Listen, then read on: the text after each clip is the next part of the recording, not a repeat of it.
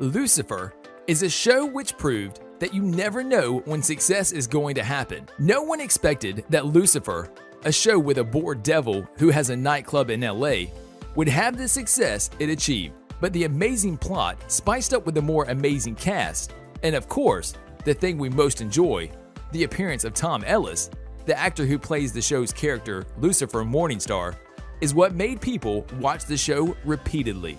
Since everyone watches the show, and Lucifer enjoys far more freedom on Netflix than it did on Fox, let's take a look at some things only adults notice, from dirty jokes to hidden details that will blow your mind. Keep watching to see a side of Lucifer that you weren't aware of. And number 8, the very beginning. Lucifer's pilot is filled with enthusiasm, with an eye-catching premise, a great lead, and remarkable Neil Gaiman comic book origins. We all remember when Tom Ellis's Lucifer Morningstar cruised through the midnight LA streets in the show's opening scene.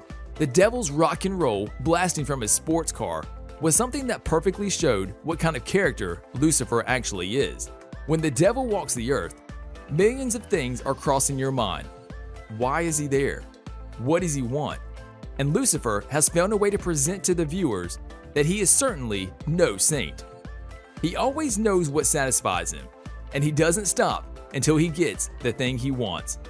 However, at the very beginning of the show, in the first episode, when Lucifer got pulled over in the opening minutes, the police officer asked Lucifer, "You know why I pulled you over?" To which Lucifer replies, "Well, obviously you felt the need to exercise your limited powers and punish me for ignoring the speed limit." He then adds, "It's okay. I understand. I like to punish people too. Or at least, I used to." So here, he perfectly explains his character. Number 7. All the nakedness. There is plenty of nudity in season in Lucifer, especially some short shots of Tom Ellis's behind. And when it comes to violence, the show takes complete use of the freedom Netflix gives to it. Both can be used in ways that provide the show with an interesting exploration of its topics. So what about those shots of Tom Ellis?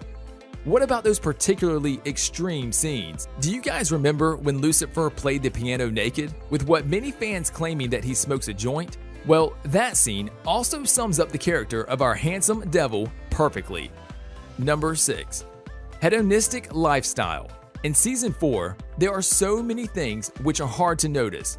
One example is in the episode Orgy Pants to Work, which is directed by Louise Milito. In this episode, the theme is describing a hedonistic lifestyle, using scantily clad people, a kind of improper device, and some wrong stuff to give fans a glimpse at what a hedonistic lifestyle looks like, with the devil himself included.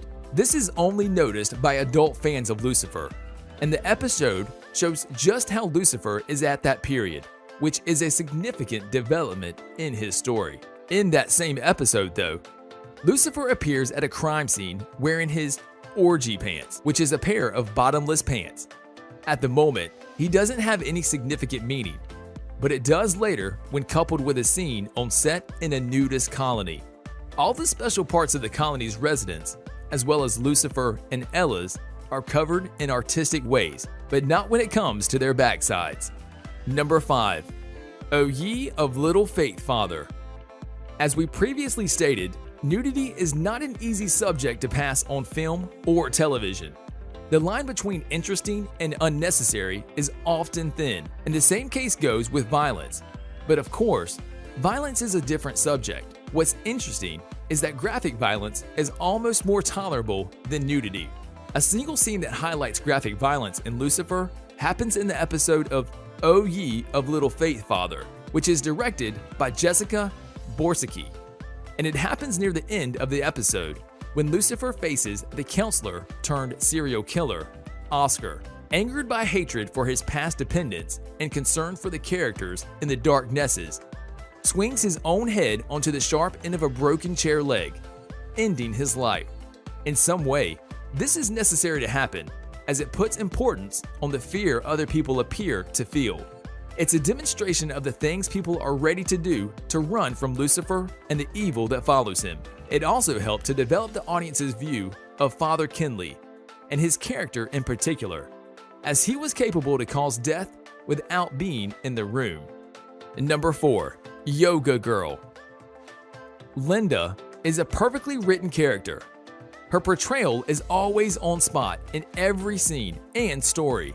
The conclusions she has throughout the sessions with Lucifer are accurate, make sense, and she is suitable and relatable person in actual life. Now, we all remember when Linda and Lucifer met, and she mentioned that she does hot yoga. In the scene, we can see Chloe asking Lucifer, "Are you seriously talking about having sex with her right now?"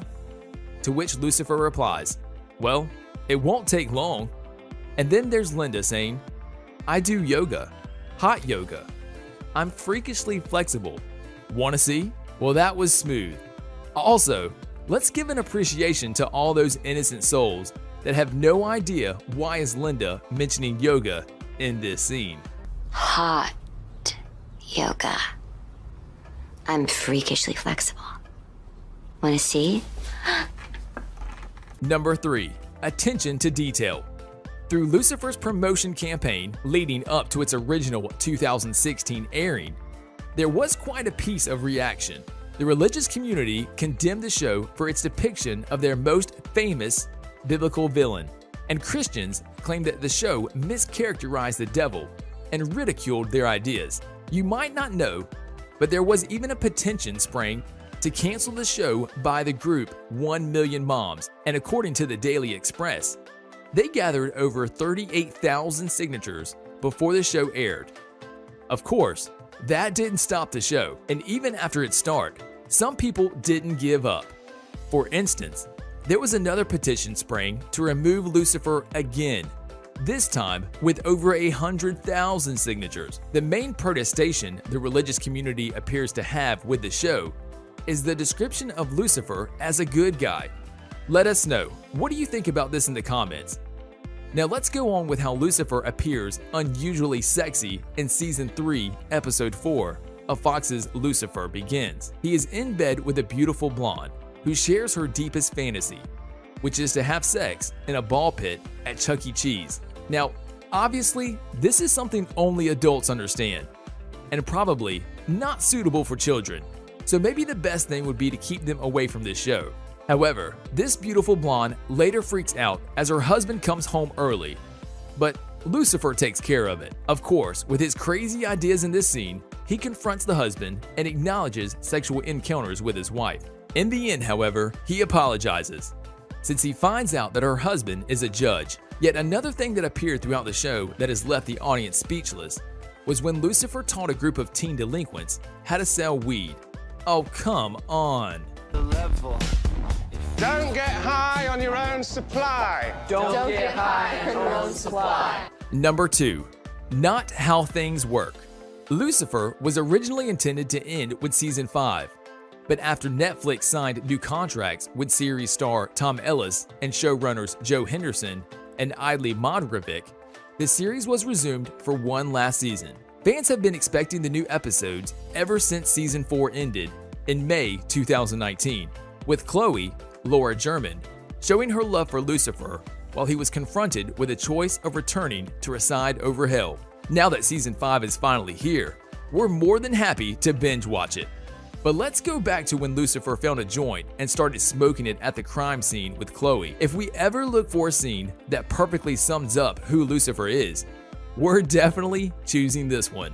You brought pot to a crime scene? I certainly did not. I found it here. You found it. You found it here at a crime scene. Yes. Number 1. The biggest thing I've ever seen. We never expected that Lucifer, a quite famous network television, would be dedicated mostly to jokes and talks about meter-long King Kong doing and itching butts.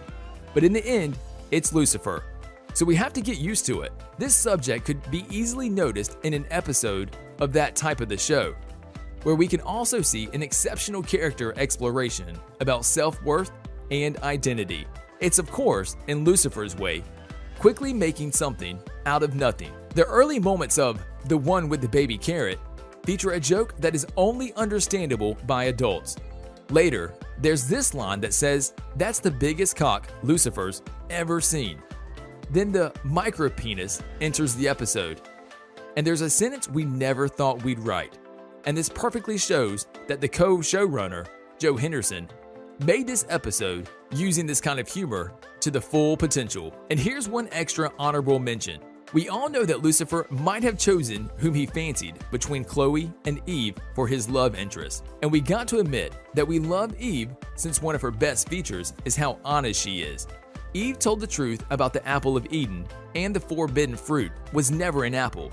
It was, in fact, it was a fruit that resembled a banana. And there could have been some suggestions going on there. We end our video here, guys. Is there anything we've missed? Let us know in the comment section below.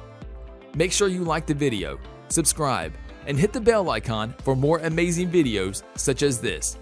Thanks for watching.